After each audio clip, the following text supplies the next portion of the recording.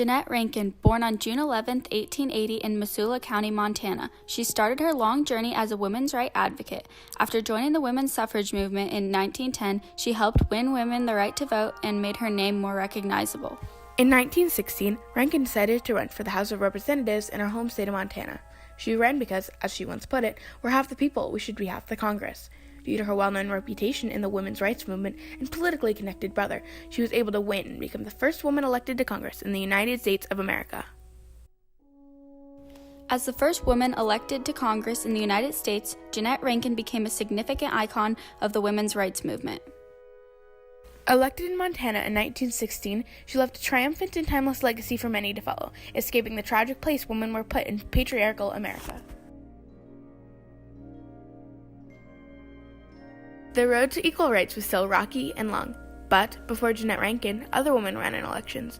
However, most of them were tragically unsuccessful. In 1866, Elizabeth Cady Stanton ran for the House of Representatives, but only got 24 votes out of the 12,000 casted. In 1872, Victoria Woodhull ran for president as part of the Equal Rights Party and lost to Ulysses S. Grant. Belva Lockwood also ran for president as part of this party and ran twice in the years 1884 and 1888, losing to Chester Arthur and Grover Cleveland. However, there were a couple of victories before Jeannette. The first women elected to state legislature were Clara Cressingham, Carrie C. Hawley, and Frances Clock. They were all elected into the Colorado House of Representatives in 1894, followed by Martha Hughes Cannon, who was elected to the Utah State Senate in 1896. These victories were all huge milestones, but it wasn't until Jeannette Rankin was triumphantly elected to the U.S. House of Representatives in 1916 that women were finally in the Capitol. Of course, even Jeannette had to start somewhere. She was born on June 11, 1880 in Missoula County, Montana, the eldest of 7 kids. Her only brother, Wellington D. Rankin, was a state public official and helped with her campaign later on. But before Jeannette could get elected, she had to be known. At age 27, Rankin began her path towards activism. She began as a social worker in 1909 and later moved to Seattle to attend the University of Washington, where she became involved in the women's suffrage movement. She began by simply hanging posters, but later worked as a lobbyist for the National American Women's Suffrage Association in 1910. Her work only began to grow from there. Rankin began to travel the nation giving speeches anywhere she could. At times, even if she couldn't get into a hall to speak, Rankin would stand giving speeches in the streets. For 4 years, Rankin worked for different suffrage groups, spoke to congressmen, and spoke to many state legislatures. By continuously pushing on and committing herself to gaining gender equality, she eventually helped win women the right to vote in her home state of Montana in November of 1914. This was not just a monumental accomplishment for Rankin, but it was also what pushed her to do something bigger than just giving speeches. It's what pushed her to run to be the first woman in Congress. Rankin's activist friends disapproved of her running for election, since they thought it would tarnish their reputation and disgrace their hard work. However, Rankin showed them wrong in 1916 when she was elected. Before Rankin was elected, though, she needed to run. Her campaign was hard, but with lots of determination and a few well-chosen strings that she pulled, she was able to win. Her brother, Wellington D. Rankin, was one of the key assets to her campaign being as successful as it was because he was connected in the government. Because of all this, Rankin was able to win with over 22,000 votes, while her closest opponent only had around 15,000. Rankin was a member of the 65th Congress. After she won, the suffragists no longer disapproved of her, as evident of them escorting her to the Capitol as seen here. Rankin did great work in office, but one of her notable points was that she said no. When Congress was asked by President Wilson to declare war on Germany for World War I, Rankin was part of the 50 that voted no since she wanted to keep her beliefs. She told Congress, "I wish to stand for my country, but I cannot vote for war." In 1918, Rankin opened a debate in Congress on an amendment that would give women across the nation the right to vote. Sadly, the amendment passed through the House, but not through the Senate. As Rankin once said, "You take people as far as they will go, not as far as you would like them to go." Fortunately, after Rankin left office in 1919, a similar amendment passed through both House and Senate and became known as the 19th Amendment, and women were officially allowed the right to vote in all U.S. states. After her unsuccessful campaign in 1918, Rankin spent plenty of time out of office as a lobbyist and speaker for the National Council of the Prevention of War from 1929 to 1939. She ran again in 1940, and this time she was successful. When the Japanese bombed Pearl Harbor on December 7, 1941, Rankin was the sole person who voted against going to war. She said, "As a woman, I could not go to war, and I refuse to send anyone else." The media were already wary about Rankin because she voted no to war the first time, but after she was the sole person to vote no to both world wars, she was ridiculed.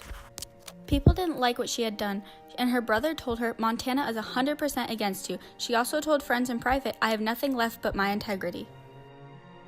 Rankin had a long, fruitful time in office. She made a name for herself and pushed women forward in the race for equal rights.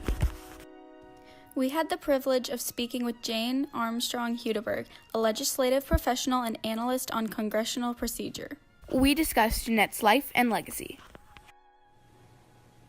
Hello, my name is Jane Armstrong Hudeberg. I'm a legislative professional. My whole career's been in Congress and also the Maryland State Legislature. Anytime you have the first person to do anything, that opens the door for other people, because other people are watching that and saying, wow, if she could do it, then maybe I can do it as well. It becomes more tangible. It's a more concrete goal once you've seen other people do it.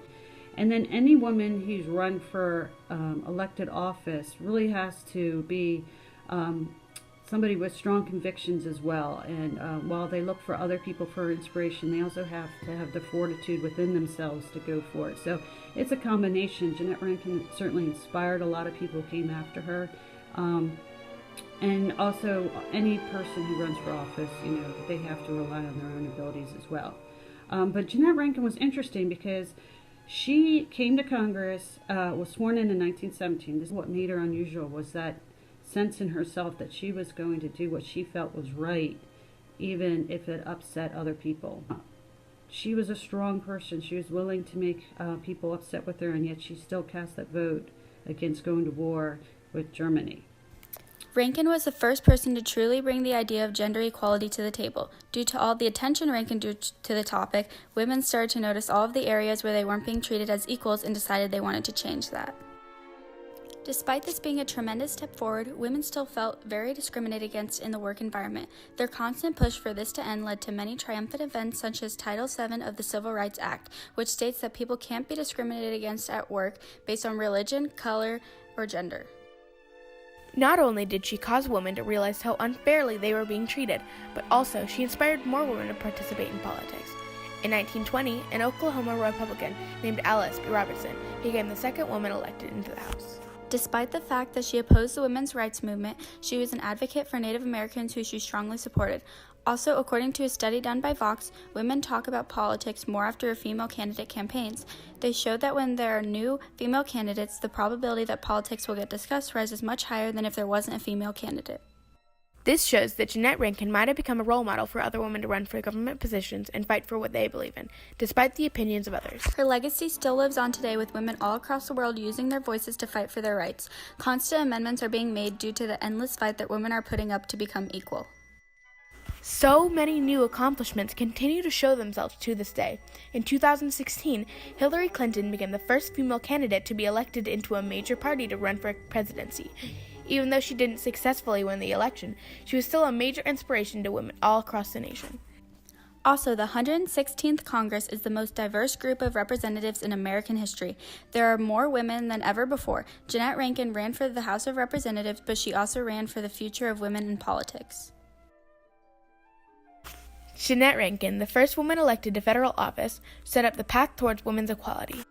In 1916, Rankin started this path by being elected to the U.S. House of Representatives in Missouri and left a long-lasting legacy that inspired dozens of other women to run for offices. She caused many other women to run for election and made it so that the idea of a woman in Congress wasn't so absurd. As Rankin once said, "I may be the first woman member of Congress, but I won't be the last."